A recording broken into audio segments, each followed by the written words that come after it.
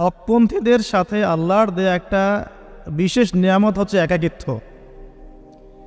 হকপন্থীদের লাইফে আল্লাহ পাকের পক্ষ থেকে একটা বিশেষ অনুগ্রহ হচ্ছে একাকিত্ব। মানে একাকিত্ব কেন নিয়ামত বললাম? কারণ একাকিত্ব মানুষকে আল্লাহ চিনিয়ে দেয়। অনেক আলেম দেখবেন যারা জেল টেল খেটে বের হয়েছেন, তারা সবাই একটা কথা বলবেন, জেলখানায় আমরা আল্লাহকে চিনেছি। সব আলেমরা এই কথা বলে যারা ওখান থেকে বের হয়ে আসে। কারণ একাকিত্ব মানুষকে গভীরভাবে ভাবায়, আল্লাহকে পাওয়ায়, আল্লাহর কাছে দোয়া করতে শেখায়, মানুষকে বোঝায় যে আল্লাহ ছাড়া কেউ নাই সাহায্য করার। তো যারা হকপন্থী হয়, একাকিত্ব তাদের বরণ করতেই হয়। এটা মাথায় রেখে পথ চলতে হবে। ইব্রাহিম আলাইহিস সালাম পথ চলা শুরু করলেন। এবার কি হলো? তিনি কি বাসা থেকে বের হয়ে সেই এলাকা, ওই নমরুদের দেশ ছেড়ে চলে গিয়েছিলেন? উত্তর না। প্রথমে তিনি চলে যান নাই। প্রথমে তিনি ওই সমাজেই থেকেছেন, থেকে দাওয়াত দেওয়ার চেষ্টা করেছেন। তিনি ওই সমাজেই থেকেছেন, থেকে দাওয়াত দেওয়ার চেষ্টা করছেন। ঠিক মুহাম্মদ সাল্লাল্লাহু আলাইহি ওয়াসাল্লামের মতো। সমাজের মানুষ যখন নির্যাতন নিপীড়ন করছেন, তিনি কি শুরুতেই সমাজ ছেড়ে বের হয়ে চলে গেছেন? না, 13 বছর দাওয়াত দিয়েছেন। কত বছর? 13 বছর। তো ইব্রাহিম আলাইহিস সালাম সমাজের মানুষকে দাওয়াত দেন। কিভাবে দেন? কোরআনে এভাবে ভাষা আসছে। আমি সূরাগুলোর নাম বলে দিই, আপনারা চেক করে নিয়েন। সূরা আম্বিয়ার মধ্যে আসছে, সূরা সফফাতের মধ্যে আসছে, সূরা আনআমের মধ্যে আসছে।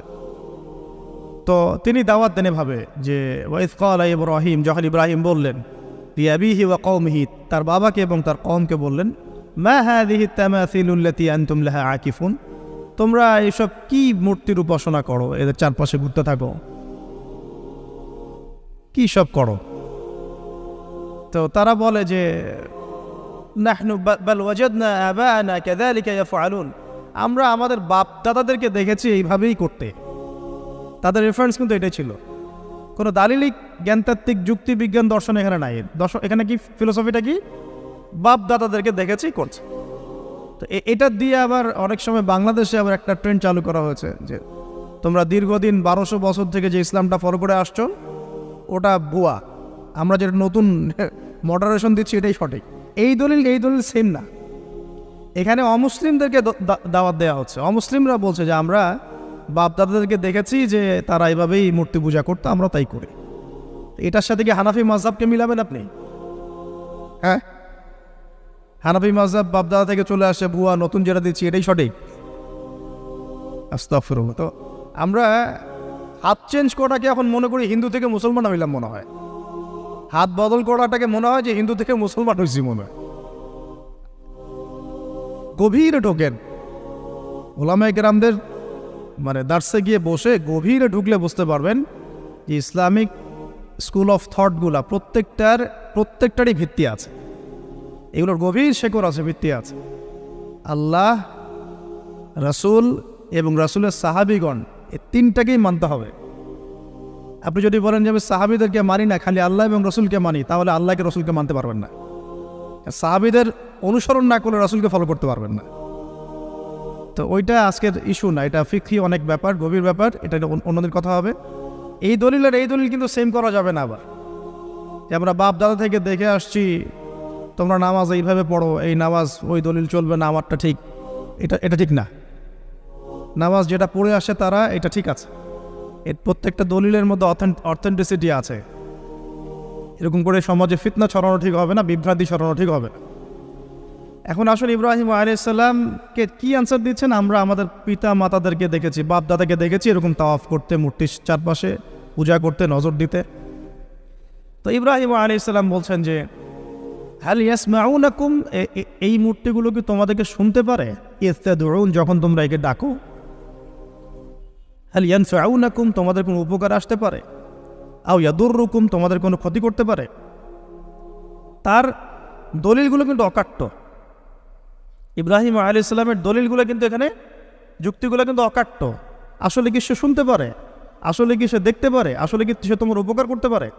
তাদের কিন্তু কিছু বলার নাই এখানে। তারা বলছে বাল ওয়াজাদনা আবানা কাযালিকা ইয়াফআলুন, আমাদের পিতা মাতা বাপ দাদাদেরকে দেখেছি এইভাবেই করতে। ইব্রাহিম আলাইহিস সালাম বলছেন যে ইন্নাকুম আনতুম লাফি দালালিম মুবিন, তোমরা তো সুস্পষ্ট বিভ্রান্তির মধ্যে আছো তাহলে। তো এরকম আরও অনেক আয়াত আছে। ওয়াইন্না মিন শিআতিহি লা ইব্রাহিম, ইয জাআ রাব্বাহু বিকলবিন সালিম ইয ক্বালা লিআবিহি ওয়া কওমিহি মাযা তা'বুদুন, তোমরা কিসের ইবাদত করো? আইফকান আলিহাতান দুনাল্লাহি তুরিদুন, তোমরা কি আল্লাহ সম্পর্কে মিথ্যা মিথ্যা মিথ্যা আরোপ করতে চাচ্ছ? ফামা যন্নুকুম বিরাব্বিল আলামিন, আল্লাহ রাব্বুল আলামিন সম্পর্কে তোমাদের কি ধারণা? এভাবে তিনি তার কওমকে দাওয়াত দিতে লাগলেন। কিন্তু তাদের কওমের দলিল একটাই ছিল, বাপ দাদাদেরকে দেখেছি এভাবে মূর্তি পূজা করতে, তাই করে। সনাতন, এটা ছিল কি সনাতন থটস। অথচ সর্বপ্রথম এটা শুরু হয় কোন নবীর আমল থেকে? নূহ আলাইহিস সালাম। নূহ আলাইহিস সালামের যুগের মানুষ সর্বপ্রথম এই মূর্তি পূজা শিরক করেছে। এর আগে মূর্তি পূজা ওয়ার্ল্ডে ছিল না, নূহ আলাইহিস সালামের যুগ থেকে শুরু হয়েছে। তাহলে এটাকে আমরা সর্বোচ্চ পর্যায়ে সনাতন বলতে পারি না। তারও আগে যে সময় চলে গেছে, ওই সময় মানুষ তাওহীদপন্থী ছিল। আদম আলাইহিস সালামের যুগে তখন মানুষ এই কাজ করতো না। শুরুটা কেমন করে হলো? ভালো উদ্দেশ্যেই শুরু হয়েছিল, ভালো মনে করে। কেমন? যে মানুষ এরকম চিন্তা করে নিয়েছিল যে এই মানুষগুলো লাত, উজ্জা, হবল, ইয়াগুথ, ইয়াউক, নসর, ইয়াগুথ, ইয়াউক, নসর, এই ভালো মানুষগুলো আল্লাহর খুব নেককার বান্দা ছিলেন। তাদের স্ট্যাচু তৈরি করা যায়, তৈরি করলে কি হবে? এগুলোকে দেখলে আমাদের আগ্রহ জন্মাবে ইবাদত করার ব্যাপারে। এটা ছিল ওদের থটস। শয়তান এভাবেই তাদেরকে ইনফ্লুয়েন্স করেছিল আর কি, তারা তাই করলো।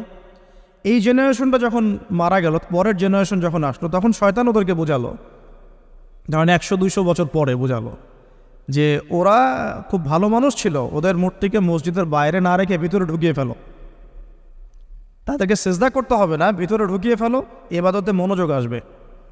পরের জেনারেশন এই কাজটাই করলো। থার্ড জেনারেশনকে শয়তান বোঝালো যে সরাসরি ওদের কাছে চাইলেই হবে, তারা আল্লাহ পাকের অনেক কি আনুগত্যপ্রাপ্ত, নৈকট্যপ্রাপ্ত বান্দা, সরাসরি তাদের কাছে চাইলেই হবে। আল্লাহর কাছে চাওয়া এখানে চাওয়া একই কথা, ওখানে সেজদা করা এখানে সেজদা করা একই কথা। এখান থেকে শুরু হলো সরাসরি স্ট্যাচু ওয়ার্শিপ। সরাসরি স্ট্যাচু ওয়ার্শিপিং এখান থেকে শুরু হয়েছে।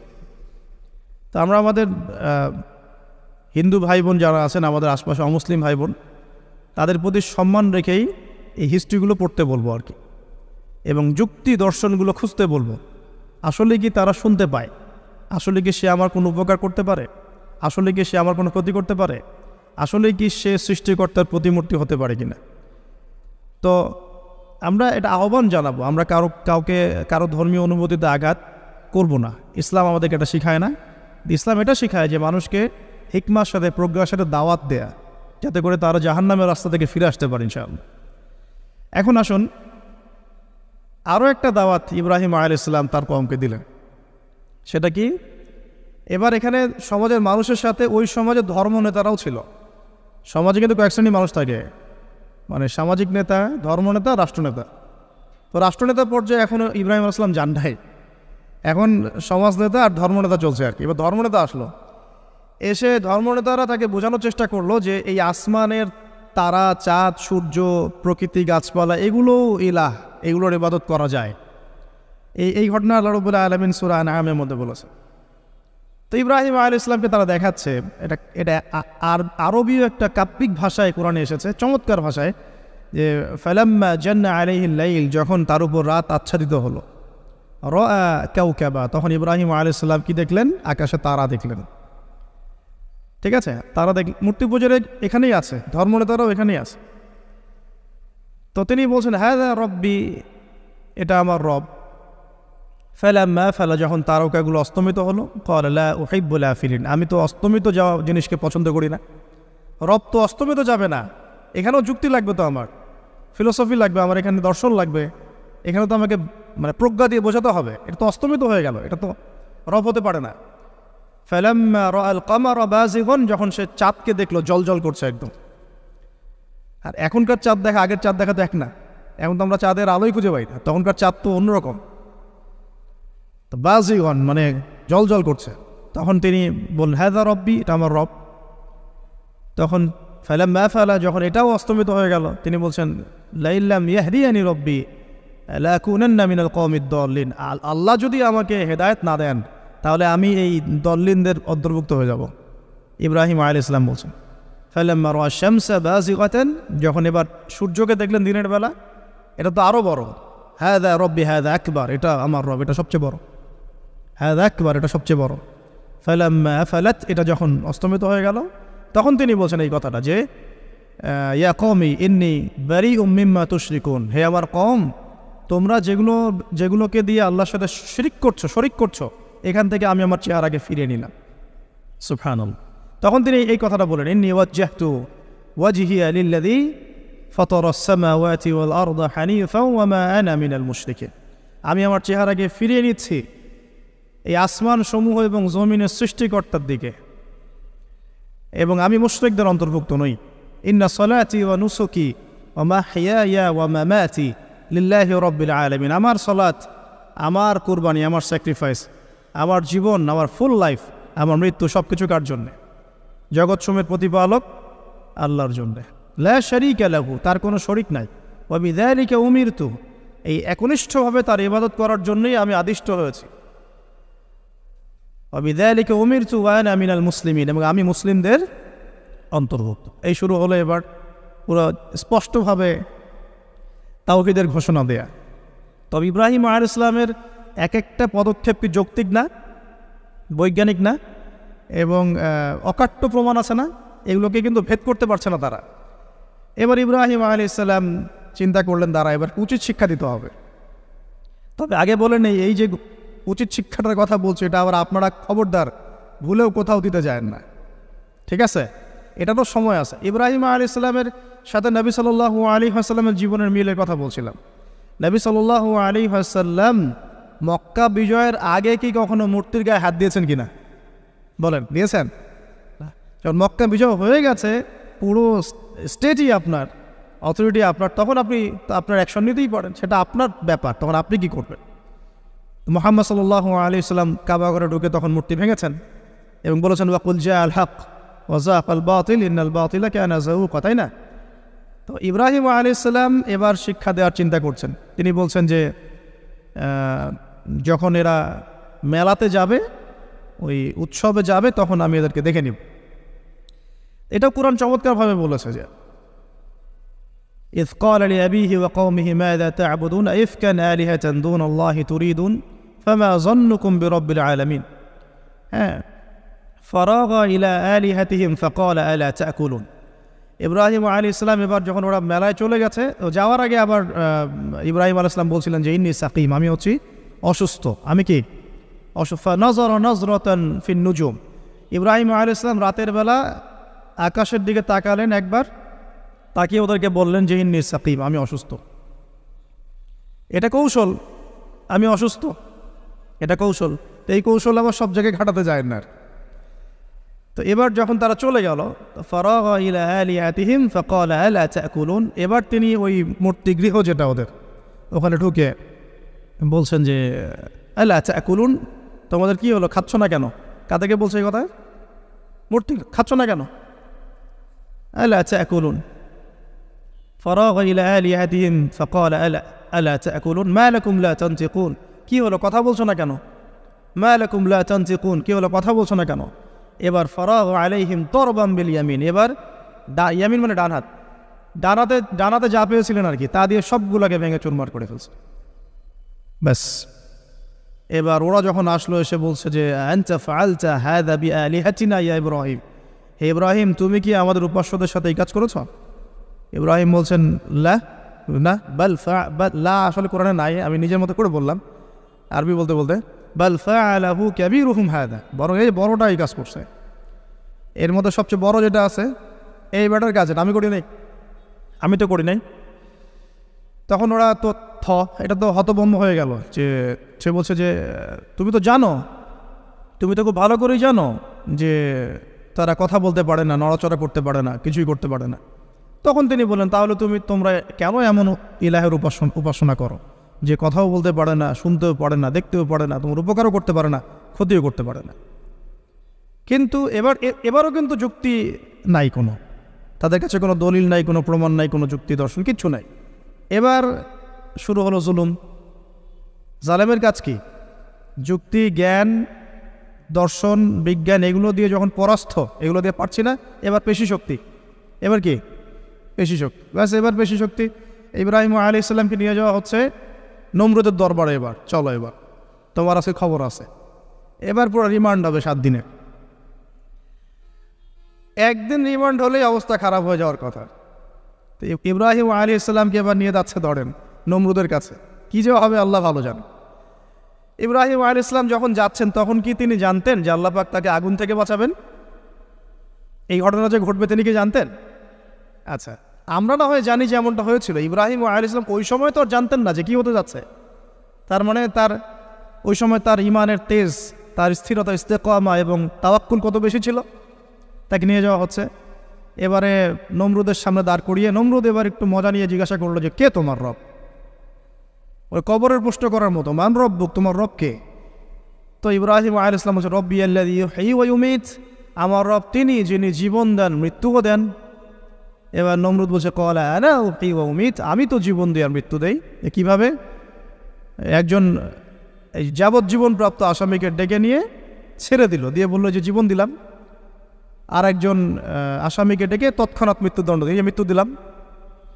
তো ইব্রাহিম দেখলেন আলাইহিস সালাম এ তো মোটা বুদ্ধির মানুষ, কারণ যে যত বড় জালেম হয় তার বুদ্ধি তত মোটা হয়, কিন্তু এটা মাথায় রাখবেন। ফেরাউনের মতো জুলুম মানুষের বুদ্ধি লোপ করে দেয়, আর শিরক মানুষের মধ্যে ভয় সঞ্চার করে। যখন আপনি শিরক করতে থাকবেন মনে খুব ভয় কাজ করবে। এবং মুশরিক বাহিনী কখনো ইসলামের বিজয় লাভ করতে পারে নাই। যে মুসলিম সেনাবাহিনীর মধ্যেও শিরক ছিল না, ওরা যুদ্ধের মাঠে পরাজিত হয়ে গেছে। ইতিহাস ঘাটবেন, মুসলিম যে সেনাবাহিনীর মধ্যে শিরক ছিল ওই সেনাবাহিনী পরাজিত হয়ে গেছে। আবার অল্প গুটি কয়েক সেনাবাহিনী তারা তাওহীদপন্থী ছিল, তারা জয়লাভ করেছে। ইতিহাস ঘেটে দেখবেন। তো জুলুম কি করে বুদ্ধি লোপ পায়? নমরুদের বুদ্ধি লোপ পেয়ে গেল। তো ইব্রাহিম আলাইহিস সালাম বলছেন রব্বি আল্লাযী ইউহয়ী ওয়া ইউমীত, এ তো এটা বুঝলো না। তাহলে ইন্নাল্লাহা তাআলা ইন্নাল্লাহা ইয়াতি বিশ-শামসি মিনাল মাশরিক ফাতি বিহা মিনাল মাগরিব। ইব্রাহিম আলাইহিস সালাম বলছেন যে আল্লাহ রাব্বুল আলামিন, আমার আল্লাহ, তিনি পূর্ব দিক থেকে সূর্য ওঠান। তো তুমি যদি ইলাহ হয়ে থাকো তাহলে পশ্চিম দিক থেকে উঠাও। এটা আরো বড় অকাট্য দলিল হলো। তার অবস্থাটা আল্লাহ ব্যাখ্যা করছেন এভাবে, আল্লাহ বলছেন ফাবুহিতাল্লাযী কাফার, কাফের একদম হতভম্ব হয়ে গেল। একদম হতভম্ব হয়তো লাভ নাই, পেশি শক্তি আছে আমার। তোমার যুক্তি, বিজ্ঞান, দর্শন, থিওরি তো আমার দরকার নাই। তোমার দিনের জ্ঞানের এলিমেন্ট তোমার দরকার নাই। তোমার ওয়াজ নসিহতের আমার দরকার নাই। আমার কাছে কি আছে? পেশি শক্তি আছে। পিঠায় সব সিধা করে ফেলা হয় একেবারে। ব্যাস ইব্রাহিম আলাইহিস সালামের জন্য বলছে ফাল হাররিকুহু ওয়ানসুরু আলিহাতাকুম, একে জ্বালায় দাও, পুরায় দাও, একে জ্বালায় পুরায় দাও, তোমাদের ইলাহদেরকে সাহায্য করো। আল্লাহ পাক অন্য জায়গায় বলছেন যে ফাআরাদু বিহি কাইদান ফাজআলনাহুমুল আসফালিন, তারা ইব্রাহিম আলাইহিস সালামকে একটা বিশেষ বড় একটা কৌশল করলো। এই কৌশলটা কি ছিল? তাকে অগ্নিকুণ্ডের মধ্যে ফেলে দেওয়ার একটা চেষ্টা করলো, আগুন জ্বালিয়ে রাখলো। বলা হয় 40 দিন, এগুলো হিস্ট্রি বা তাফসীরগুলোতে আসছে। আমি just Quran text to the point বলছি। তো আগুন দাউ দাউ করে জ্বলতে লাগলো। ওই ব্যাবিলন, ওখানকার সব মানুষ দেখছে বিষয়টা। তো ইব্রাহিম আলাইহিস সালামকে ফেলে দেওয়া হবে। দেখেন, যখন ফেলে দেওয়া হবে তখন কি ইব্রাহিম জানতেন যে তিনি আগুনে পুড়বেন না? তিনি তাহলে প্রস্তুত ছিলেন। তিনি তখন জীবন দেওয়ার জন্য প্রস্তুত ছিলেন। ঠিক আছে। এখন তাকে ফেলে দেওয়া হচ্ছে, ঠিক ওই সময়ে জিবরাইল আলাইহিস সালামের আগমন। সুবহানাল্লাহ। তিনি এসে বলছিলেন যে আমার কাছে কোনো হাজত আছে নাকি আপনার? তখনও ইব্রাহিম আলাইহিস সালাম বলেছেন আপনার কাছে আমার কোনো হাজত নাই। হাসবি আল্লাহ ওয়া নি'মাল ওয়াকিল, এই যে কথাটা আমরা বলি, হাসবুন আল্লাহ ওয়া নি'মাল ওয়াকিল, হাসবি আল্লাহ ওয়া নি'মাল ওয়াকিল। ইব্রাহিম আলাইহিস সালাম বললেন আল্লাহ আমার জন্য যথেষ্ট এবং তিনিই আমার উত্তম কর্মবিধায়ক। ব্যাস। এরকম মোমেন্টে বান্দা যখন আল্লাহকে এভাবে চাবে, আল্লাহ রাব্বুল আলামিন না এসে পারবেন? কখনই পারবেন না ইনশাআল্লাহ তাআলা। তখন আল্লাহ রাব্বুল আলামিনের আদেশ চলে আসলো, ইয়া নার, হে আগুন, কুনি বারদান ওয়া সালামান আলা ইব্রাহিম, ইব্রাহিমের জন্য ঠান্ডা হয়ে যাও, শীতল ঠান্ডা হও। মানে খুব শীতল না, আবার আরামদায়ক শীতল ঠান্ডা হয়ে যাও। সুবহানাল্লাহ।